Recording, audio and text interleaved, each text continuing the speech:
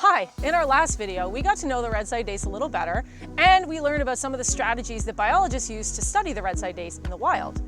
In this video, we'll find out more about Redside Dace habitat and some of the threats facing this endangered species.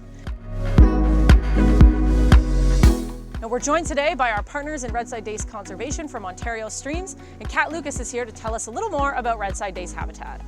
Hi, I'm Kat and I'm the Outreach Coordinator at Ontario Streams. Ontario Streams is a non-profit environmental charity founded in 1995. Our mission is to promote the protection and rehabilitation of Ontario streams, rivers and wetlands through community action and education. We lead conservation projects to improve aquatic habitat across Ontario, and we lead public stewardship events to connect community members with their local environment. We've been working with partners like the Toronto Zoo for close to 2 decades on conservation work to help the Redside Dace. About 80% of the population of Redside Dace in Ontario live within the Lake Ontario watershed right here in the Greater Toronto Area. Redside Dace love streams with riffles and pools, as we can see behind me here. They also need cool water to survive and will typically live in areas where the water is less than 23 degrees Celsius.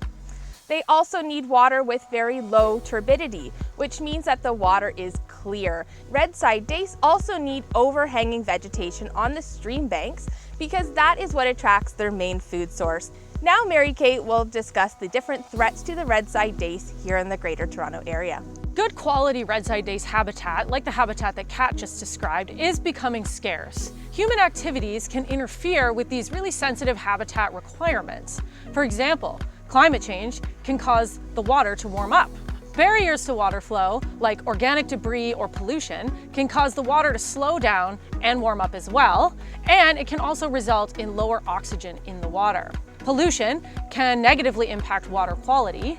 And finally, the removal of shoreline vegetation can lead to erosion, which leads to higher turbidity, which, as we learned from Kat, makes the water less clear and very difficult for the Redside Dace to see its prey.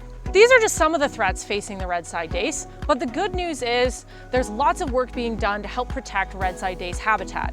And we're going to learn more about that work in the next video.